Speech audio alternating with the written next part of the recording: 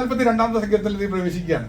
കഴിഞ്ഞ പ്രാവശ്യം 142 സങ്കീർത്തനം വായിച്ച സമയത്ത് എടുത്ത് സൂക്ഷിച്ച വചനത്തിനെ കുറിച്ച് ചിലപ്പോൾ ചിലർക്ക് ആർക്കെങ്കിലും ഓർമ്മ കാണുമായിരിക്കും. സാധ്യത കുറവാണ്, വർഷം 2 കഴിഞ്ഞില്ല. 142 സങ്കീർത്തനത്തിൽ അന്ന് സൂക്ഷിച്ചത് സങ്കടയാചനയെ കുറിച്ചാണ് പറഞ്ഞത്. അന്ന് സങ്കടത്തെ കുറിച്ച് പറഞ്ഞത് ഞാൻ എടുത്ത് സംസാരിച്ചത് ജോസഫിന്റെ 4 വിധ സങ്കടങ്ങളെ കുറിച്ചാണ് പറഞ്ഞത്. അത് കേട്ടവരും കേൾക്കാത്തവരൊക്കെ കൂടെ കാണുമായിരിക്കും. ജോസഫിന്റെ 4 വിധ സങ്കടങ്ങളെ കുറിച്ചാണ് പറഞ്ഞത്. ഇന്ന് അവിടേക്ക് പ്രവേശിക്കാനായിട്ട് താല്പര്യപ്പെടുന്നില്ല. ഈ സങ്കീർത്തനങ്ങളിലെ ഒരു പ്രധാനപ്പെട്ട ഒരു വിഷയമാണ് പ്രാർത്ഥന. ഈ സങ്കീർത്തനം, എൻ്റെ അടുത്ത സങ്കീർത്തനം, എൻ്റെ അടുത്ത സങ്കീർത്തനം ഒക്കെ പ്രാർത്ഥനകളാണ്. ഇത് സാധാരണ ഇതിനെ കുറിച്ച് പറയാറുള്ള സങ്കടത്തിന്റെ കഷ്ടകാലത്ത് സഹായത്തിന് വേണ്ടിയുള്ള പ്രാർത്ഥന എന്നാണ്. ഹെഡിങ്ങിലെ ഒരു മുഖവരെ പറഞ്ഞു വെച്ചിട്ടുണ്ട്, ദാവീദ് ഗുഹയിലായിരുന്ന സമയത്ത് പ്രാർത്ഥിച്ച പ്രാർത്ഥന എന്ന് പറയുന്ന ഒരു പ്രാർത്ഥനയായിട്ട് ഇത് പറയുന്നുണ്ട്. ഞാൻ ഈ പ്രാർത്ഥനകളൊക്കെ ഇങ്ങനെ ക്രമം തിരിച്ച് ഇങ്ങനെ പഠിക്കാറുണ്ട്.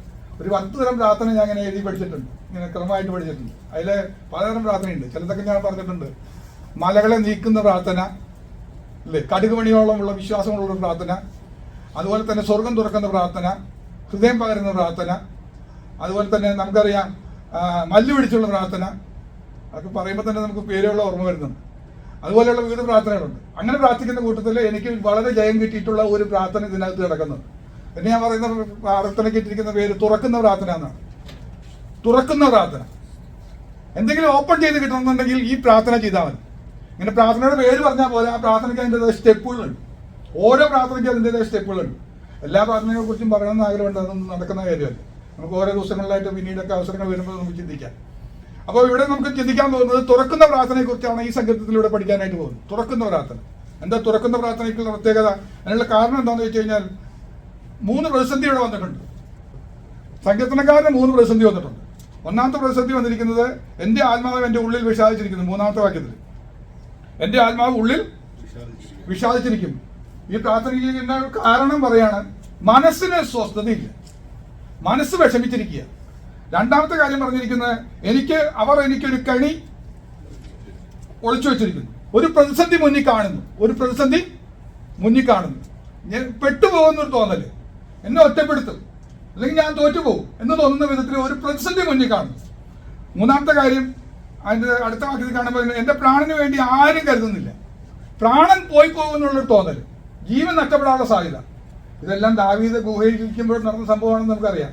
അതിനെക്കുറിച്ച് ഞാൻ ധ്യാനിപ്പാനായിട്ട് താല്പര്യപ്പെടുന്നില്ല. അത് ധ്യാനിച്ചാൽ നമുക്ക് വലിയ സന്തോഷം കിട്ടില്ല. നമുക്ക് നമ്മുടെ കാര്യം ചിന്തിക്കുന്നതാണ് കൂടുതൽ സന്തോഷം കിട്ടുന്നത്. നമ്മൾക്കും ഈ പ്രാർത്ഥന തമ്മിൽ വല്ല ബന്ധമുണ്ടോ? ഈ പ്രാർത്ഥന നമ്മുടേതായി മാറ്റിക്ക് മാത്രമേ വിജയം കിട്ടുള്ളൂ. അപ്പോൾ ഈ പ്രാർത്ഥന ഇതുപോലെയുള്ള കാര്യങ്ങൾ വരുമ്പോൾ, പ്രതിസന്ധി വരുന്ന സമയത്ത് നമ്മൾ പ്രാർത്ഥിക്കേണ്ടതാണ്. ജീവിതത്തിലെ പ്രതിസന്ധികളുടെ മധ്യത്തിൽ വളരെ ശക്തമായി പ്രാർത്ഥിക്കേണ്ട ഗതി ആവശ്യമുള്ള പ്രാർത്ഥനയാണ് തുറന്നു വരണം. എന്ത് തുറന്നു വരേണ്ടത്? വാതിൽ തുറന്നു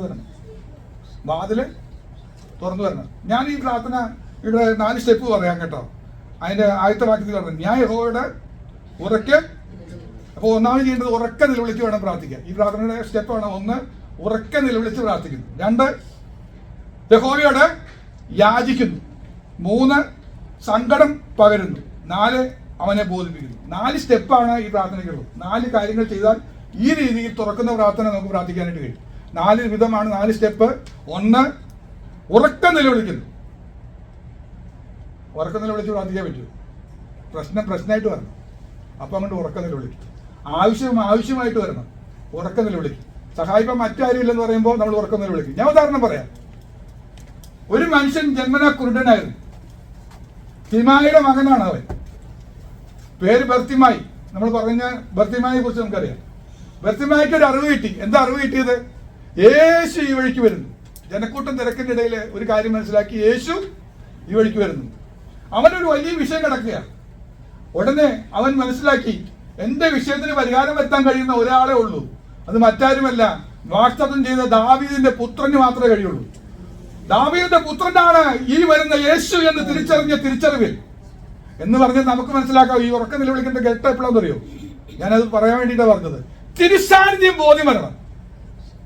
1, തിരുസാന്നിധ്യം. യേശു വരുന്നു എന്നാ പറഞ്ഞു. 2, വരുന്ന യേശു ആരാണെന്ന് തിരിച്ചറിഞ്ഞു. ദാവീദ് പുത്രൻ. നമ്മൾ പറയണം, എന്റെ വിഷയത്തിന് പരിഹാരം വരുത്താൻ കഴിയുന്ന സർവശക്തനാണ് എന്റെ യേശു. ഇത് തിരിച്ചറിയുമ്പോൾ എനിക്ക് ഈ കാര്യം നടന്നു കിട്ടണമെന്ന് ആഗ്രഹിക്കുകയാണെങ്കിൽ ഉറക്കം നിലവിളിക്കണം. ദാവീദ് പുത്ര, എന്നോട് കരുണ തോന്നണമെന്ന് അവൻ നിലവിളിച്ചു. അപ്പൊ ജനമൊക്കെ പറഞ്ഞു, മിണ്ടാതിരിക്കണം എന്ന് പറഞ്ഞപ്പോ അവൻ ഏറ്റവും ഉറക്കം നിലവിളിച്ചു. കാര്യം അവന്റെ വിഷയം പരിഹരിച്ച് കിട്ടുകയേ പറ്റുള്ളൂ. രണ്ടാമത്തെ അവിടെ പറയുന്ന ഉറക്കത്തിൽ വിളിച്ച് യാചിച്ചു. ദാവീദുപുത്ര, എന്നോട് കരുണ തോന്നണമേ. ആ പദമാണ് യാചനയുടെ പദം. കരുണ തോന്നണമേ, കരുണ തോന്നണമേ, അതാണ് യാചനയുടെ പദം. കർത്താവേ, എന്നോട് മനസ്സറിയണമേ, എന്നോട് കൃപ തോന്നണമേ. ഈ പദങ്ങളാണ് യാചനയുടെ പദങ്ങൾ.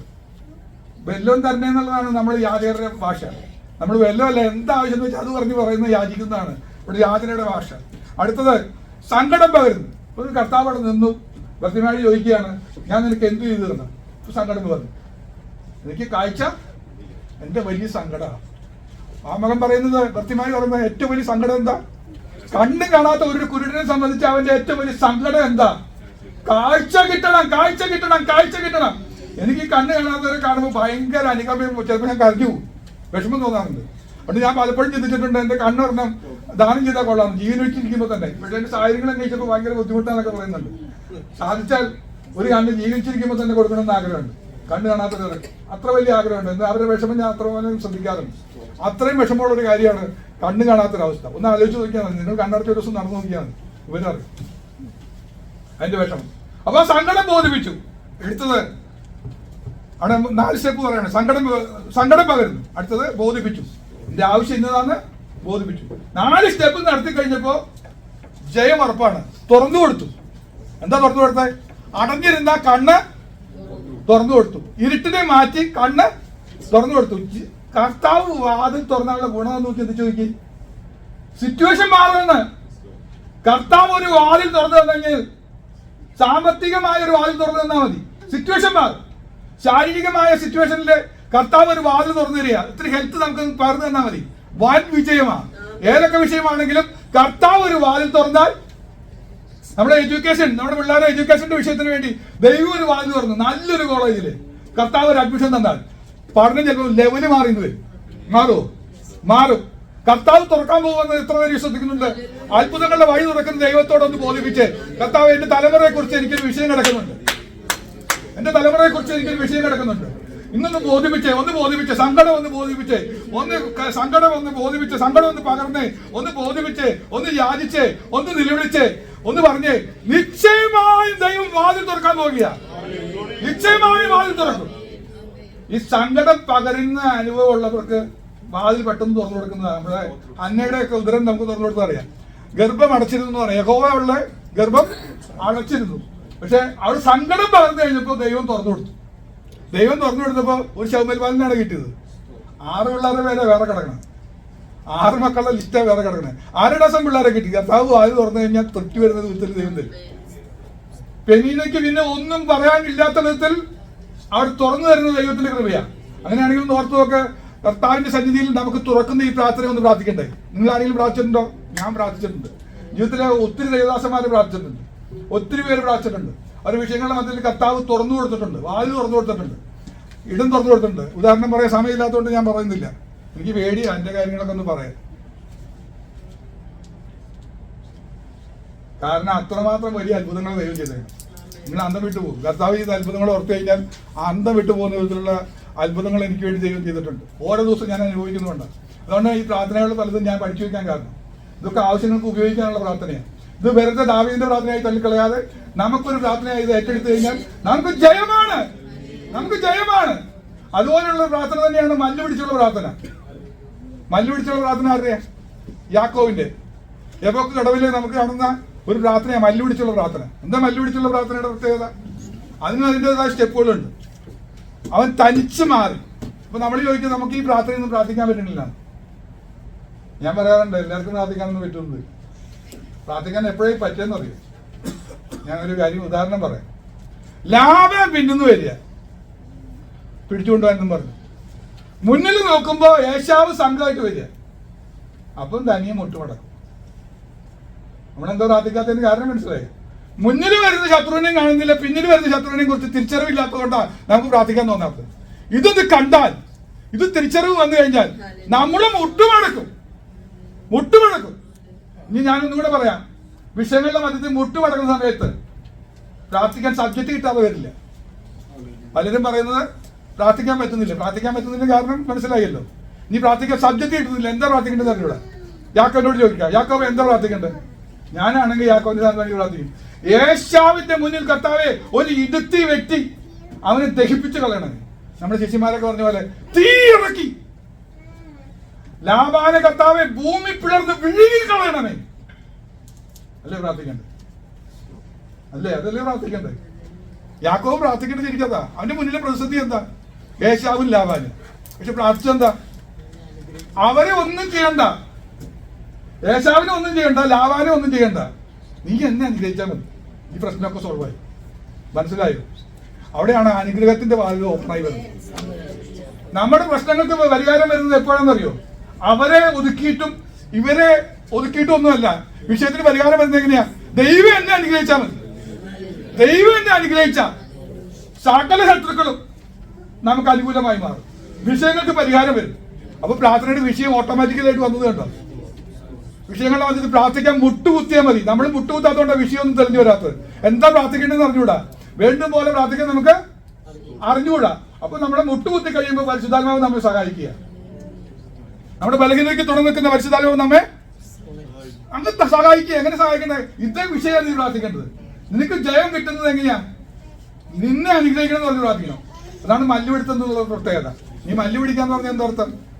വേറെ വിഷയമൊന്നും പ്രാർത്ഥിക്കുന്നില്ല. ഒരു വിഷയത്തിൽ കോൺസെൻട്രേറ്റ് ചെയ്ത് നിൽക്കുന്നതിനെയാണ് ഈ മല്ലു പിടിക്കാന്ന് പറയാം. അല്ലാതെ നമ്മൾ ഈ മല്ലയുദ്ധത്തിന് പോയതൊന്നും അല്ല അതിന്റെ അർത്ഥം. ആ ദൂതം വന്നപ്പോ ദൂതനെ പിടിച്ച് കയ്യും പിടിച്ച് വലിച്ച്, ഞാൻ പണ്ടൊക്കെ അങ്ങനെ ഓർത്തായിരുന്നു, ടിഷ്യൂ പിള്ളേർ കളിക്കില്ലേ, അങ്ങനെ ഫൈറ്റ് ചെയ്ത് നിൽക്കാന്ന് വിചാരിച്ചു. ആ ഫൈറ്റ് അല്ല, വിഷയത്തൊന്നും മാറാതെ കോൺസെൻട്രേറ്റ് ചെയ്ത് നിൽക്കുന്നതിനാണ് ഈ മല്ലു പിടിച്ച് നിൽക്കുന്നത്. അവിടെയാണ് ദൂതം തോറ്റുപോയി എന്ന് പറയുന്നത്. എന്ത് തോറ്റുപോയി എന്ന് പറഞ്ഞാൽ ഇവൻ വിഷയം മാറ്റുന്നേ ഇല്ല, ജയിക്കില്ല എന്ന് മനസ്സിലായത്. ഇവൻ മാറ്റി പറയുന്ന പ്രശ്നം നിൽക്കുന്നില്ല. ലാബാനെ കുറിച്ചും പറയുന്നില്ല, ഏശാവിനെ കുറിച്ചും പറയുന്നില്ല. എന്നെ അനുഗ്രഹിച്ചല്ലാതെ ഞാൻ ഇന്ന് ഒറ്റ ഇതിലങ്ങ് മസിനെ പിടിച്ച് നിൽക്കുക. അവൻ പറയാ എനിക്ക് ഈ സബ്ജക്റ്റ് മാത്രമേ ഉള്ളൂ, എനിക്ക് ഈ പ്രാർത്ഥനയുടെ വിഷയത്തിന് പരിഹാരം കിട്ടിയേ പറ്റുള്ളൂ എന്ന് പറയുന്നതാണ്. ആ ഒരു വിഷയത്തിന് വേണ്ടി മാത്രം പ്രാർത്ഥിക്കുന്ന കോൺസെൻട്രേറ്റഡ് പ്രാർത്ഥനയാണ് ഈ മല്ലു പിടിച്ച് പ്രാർത്ഥിക്കുക എന്ന് പറയുന്നത്. അല്ലാതെ യുദ്ധം ചെയ്തു എന്നല്ല അർത്ഥം. അവിടെ ദൂതൻ ജയിക്കില്ലെന്ന് കണ്ടു എന്ന് പറഞ്ഞു കഴിഞ്ഞാൽ ഇവൻ വിഷയം മാറ്റില്ലെന്നതിന്റെ അർത്ഥം. അല്ലാതെ ദൂതൻ തോറ്റുപോയി യാക്കോബ് ജയിച്ചു എന്നൊന്നും അല്ല അതിന്റെ അർത്ഥം. ആ വിഷയത്തിന് അവൻ മാറില്ല എന്ന് കണ്ടപ്പോഴാണ് അവന്റെ പേര് ചോദിച്ചു, അവനെ അനുഗ്രഹിച്ച് അവിടെ അവന് വ്യത്യാസം വരുന്ന കാര്യം അവിടെ കാണുന്നത്. അപ്പോ ഒരു മല്ലു പിടിച്ചുള്ള പ്രാർത്ഥനയിൽ നമുക്ക് അനുഗ്രഹം കിട്ടും, ദൈവശബ്ദം കിട്ടും, ദൂതൻ ഇറങ്ങി വരും, നമ്മെ തൊടും, സ്പർശനം കിട്ടും. ഇതെല്ലാം അതിന്റെ റിസൾട്ടാണ്. അപ്പൊ ഓരോ പ്രാർത്ഥനയിലും അതിൻ്റെതായ വിടുതലുകളുണ്ട്, പക്ഷെ ഓരോ പ്രാർത്ഥനയ്ക്കും അതിൻ്റെതായ സ്റ്റെപ്പുകളുണ്ട്. ഇതറിയാത്തത് കൊണ്ടാണ് നമുക്ക് പ്രാർത്ഥിച്ച് ജയിക്കാൻ കഴിയാത്തത്. അതുകൊണ്ട് നമ്മൾ സ്ഥിരം പ്രാർത്ഥിക്കുന്ന ചില പ്രാർത്ഥനയുണ്ട്. ഇവിടെ കുട്ടികൾ പ്രാർത്ഥിക്കുന്ന പോലെ ബ്ലസ് അപ്പൻ, ബ്ലസ് അമ്മ, ബ്ലസ് ചേച്ചി എന്നൊക്കെ പറഞ്ഞ് എല്ലാവരും കൂടെ തുടക്കം അങ്ങനെയുള്ള പ്രാർത്ഥന. അത് സ്ഥിരം പ്രാർത്ഥിച്ചുകൊണ്ടിരിക്കുന്നത്. എന്താ കാര്യം പറഞ്ഞുകൂടാ, സ്റ്റെപ്പ് പറഞ്ഞുകൂടാ, കാര്യങ്ങൾ പറഞ്ഞുകൂടാ. അങ്ങനെ നമ്മൾ തുടങ്ങിയതാ. ഇന്നും ചിലർ അങ്ങനെയാ, അങ്ങ് പ്രാർത്ഥിച്ചുകൊണ്ടിരിക്കുക. പക്ഷെ പ്രാർത്ഥിക്കുന്ന രീതി അനുസരിച്ച് സ്റ്റെപ്പായിട്ട് നമ്മളൊന്ന് ഇറങ്ങി ചെന്നാൽ ജയമുണ്ട്. കുളം കലക്കുന്ന സമയത്ത്, ദൂതൻ കുളം കലക്കുന്ന സമയത്ത് ആരെങ്കിലും ആദ്യം ഇറങ്ങിയ സൗഖ്യം കിട്ടുന്ന ഒരു വിശ്വാസം നടന്നിട്ടേ ഇല്ല. അവിടെ ആരെങ്കിലും വ്യാധി മാറിയെന്നൊന്നും തെളിവില്ല, അതിന് മുമ്പ് നടന്നിട്ടുള്ള തെളിവൊന്നുമില്ല.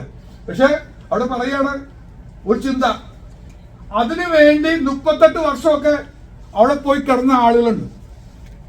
ഒന്ന് ആലോചിച്ച് നോക്കി ദൈവമക്കളെ, നമ്മള് പ്രാർത്ഥിക്കാൻ തുടങ്ങിയിട്ട് എത്ര ദിവസമായി? 10 ദിവസമാകുമ്പോഴേക്കും മടുത്തു, മറുപടി കിട്ടിയില്ല എന്ന് പറഞ്ഞ് നമ്മൾ പിന്മാറിക്കഴിഞ്ഞു, ദൈവത്തെ തള്ളി പറയാൻ കഴിഞ്ഞു, പ്രാർത്ഥിച്ചിട്ടൊന്നും ഒരു മറുപടി കിട്ടുന്നില്ല എന്ന് പറയാ. കർത്താവെ വേണ്ടും പോലെ എനിക്ക് പ്രാർത്ഥിക്കാൻ പറ്റിയിട്ടില്ല, ഞാൻ പ്രാർത്ഥിച്ചതിന് തെറ്റ് തന്നെ പരിശുദ്ധാത്മാവോട് പരിശുദ്ധാത്മാവ് വെളിപ്പെടുത്തി തരും. ഒരു സങ്കീർത്തനം വായിക്കുമ്പോ സങ്കീർത്തനത്തിലൂടെ പറയും, ഇങ്ങനെ പ്രാർത്ഥിക്കേ, നീ ഇങ്ങനെ പ്രാർത്ഥിക്കേ. ഒരിക്കൽ മമ്മിക്കൊരു അരുളപ്പാട് കിട്ടി, അത് വ്യക്തിപരമായി കിട്ടുന്നതാണ്. മമ്മിയുടെ കാലിന് ഭയങ്കര വേദന, നടക്കാൻ പറ്റില്ല. മമ്മി ഇതിന്റെ ഇരട്ടി വെയിറ്റുള്ള സമയമായിരുന്നു. ഭയങ്കര മുട്ടുവേദന പ്രയാസം വന്നപ്പോൾ മമ്മിക്കൊരു പ്രാർത്ഥനയ്ക്കൊരു രീതി കിട്ടി. മമ്മി പറഞ്ഞു, എന്റെ മുട്ടുവേദന മാറാൻ വേണ്ടി ഞാനൊരു തീരുമാനം എടുക്കാൻ പോവാ. നിങ്ങൾ കേട്ട് ചിരിച്ചു പോയി. മമ്മി പറഞ്ഞു, ഞാൻ മുട്ടുമ്പോൾ നിന്ന് ബൈബിൾ മുഴുവൻ വായിക്കാൻ പോകാന്ന് പറഞ്ഞു. മമ്മി ഉൽപ്പത്തി തൊട്ട് വെളിപ്പാട് വരെ മുട്ടുകുത്തി നിന്ന് ദിവസങ്ങളെടുത്ത് വായിച്ചു തീർത്തു. മമ്മിയുടെ മുട്ടുവേദന പിന്നെ പറഞ്ഞിട്ടില്ല ജീവിതത്തിൽ. ഇത്രയും പ്രായമായിട്ട് മുട്ടുവേദന പറയാതെ ജോർജക്കളൊക്കെ വരുമ്പോൾ പറയാറുണ്ട്, എങ്ങനെ മമ്മി സ്റ്റെപ്പ് കയറി വീട്ടിലേക്ക് കയറുന്നത് നിങ്ങൾക്ക് തോന്നിയിട്ട് കാണും ചിലപ്പോൾ. പക്ഷെ മമ്മി സഹായത്തിന് വരെയും പോവുകയും ചെയ്യുന്നത് കാണുമ്പോൾ ഞാൻ ദൈവത്തെ സ്തുതിക്കാറുണ്ട്. ഒറ്റ കാരണ വ്യക്തിപരമായി പരിശുദ്ധാത്മാവ് വെളിപ്പെടുത്തി കൊടുത്തൊരു ചിന്തയാണ്. ആ ചിന്തയ്ക്കനുസരിച്ച് മുട്ടുകുത്തിയപ്പോൾ പ്രാർത്ഥിക്കേണ്ട രീതി കിട്ടി. ബൈബിള് വായിച്ചു തീർത്ത് പ്രാർത്ഥിച്ച് പകല് പ്രാർത്ഥിക്കുന്നുണ്ട്. ആ സമയത്ത് മുട്ടുകുത്തിയിരുന്ന് പ്രാർത്ഥിക്കാൻ തീരുമാനിച്ചു. ഒരു വലിയ ജയം കിട്ടിയതാ. അങ്ങനെയാണ് ദൈവമക്കളെ ഈ പുസ്തകത്തിൽ പറയുന്ന കാര്യങ്ങളും പരിശുദ്ധാത്മാവ് നമുക്ക് വെളിപ്പെടുത്തി തരുന്ന രീതിയിൽ നമ്മളൊന്ന് പ്രാർത്ഥിച്ചേ നമുക്ക് ജയമുണ്ട്, നമുക്ക് ജയമുണ്ട്. ആ ലാസ്റ്റ് വാക്യം ഒന്ന് പറയാം. ഈ പ്രാർത്ഥനയുടെ ജയത്തിനെ കുറിച്ചൊന്ന് പറഞ്ഞിട്ട് ഞാൻ നിർത്താൻ പോവാ. ഞാൻ നിന്റെ നാമത്തിൽ സ്തോത്രം ചെയ്യേണ്ടതിനെ പ്രാർത്ഥന കഴിയുമ്പോൾ റിസൾട്ട് ഉണ്ടെന്ന് അർത്ഥം. സ്തോത്രം ചെയ്യും. ഇന്ന് നമ്മൾ ചെയ്യാൻ പോകുന്നതെന്ന് അറിയോ? കഴിഞ്ഞ ദിവസങ്ങളിൽ പ്രാർത്ഥിച്ചിട്ട് റിസൾട്ട് കിട്ടിയവരെന്ന് എഴുന്നേറ്റ് സാക്ഷ്യം പറയും. എനിക്ക് ഇന്നൊരു വിഷയത്തിന് വേണ്ടി ഞാൻ പ്രാർത്ഥിച്ചു, ഞാനൊരു സ്തോത്രം പറയാൻ ആഗ്രഹിക്കുക. സ്തോത്രം എന്ന് പറഞ്ഞാൽ നന്ദി പറയാൻ ആഗ്രഹിക്കുക, കർത്താവിനോട് നന്ദി പറയാൻ ആഗ്രഹിക്കുക. അവരെ സാക്ഷ്യം പറയുള്ളൂ. പലരും നമ്മൾ മിണ്ടാതിരിക്കുമ്പോൾ ഞാൻ ചിന്തിക്കാറുണ്ട്, കർത്താവ് അവർക്ക് ഉപകാരമൊന്നും ചെയ്തിട്ടില്ലെന്ന് ചിന്തിക്കാറുണ്ട്. അവിടെ പറയാം, സ്തോത്രം ചെയ്യേണ്ടതിന് എന്റെ പ്രാണനെ കാരാഗ്രഹത്തിൽ നിന്ന് പുറപ്പെടുവിക്കണമേ. വിഷയങ്ങൾ കിടക്കുന്ന നോക്കിയേ. അയ്യോ ദാവീദ്, നിന്റെ വിഷയം മാറിപ്പോയോ? റിസൾട്ട് വന്നപ്പോ ആലോചിക്ക്. പ്രാണനെ കാരാഗ്രഹത്തിൽ നിന്ന് പുറപ്പെടുവിക്കണമേ. അടുത്ത പറയാം, നീ എനിക്ക് ഉപകാരം ചെയ്തിരിക്കുന്നതിനാൽ നീതിമാന്മാർ എന്റെ ചുറ്റും. ഗുഹയുടെ ഫ്രണ്ടിൽ വന്ന് ശൗലും ടീമും വന്ന് കിടക്കുക. പുറത്തേക്ക് ഇറങ്ങാൻ പറ്റില്ല. പുറത്തേക്ക് ഇറങ്ങുമ്പോൾ അവരെ തട്ടി ഉണർത്തി പോയാൽ അപ്പളെ വെട്ടിക്കൊല്ലും. അതിനുവേണ്ടി കൊല്ലാൻ വേണ്ടി നിൽക്കുക. പക്ഷെ ദാവീദ് പോയി വസ്ത്രാഗ്രം മുറിച്ചിട്ട് ശേഷവും അവിടുത്തെ പാത്രമൊക്കെ എടുത്തിട്ട് കടന്നു പോകുമ്പോഴും ഒന്നും അറിഞ്ഞില്ല. കാരണം എന്താ? യഹോവ എനിക്ക് ഉപകാരം ചെയ്തിരിക്കുന്നു. അതൊരു വാക്ക് ഞാൻ പറഞ്ഞു നിർത്താൻ പോവാ. എന്താ ഉപകാരം ചെയ്യുന്നത്? പ്രതിസന്ധികളുടെ മധ്യത്തിൽ കർത്താവ് വഴി അങ്ങ് തുറന്നു തന്ന അത് വലിയ ഉപകാരമാണ്.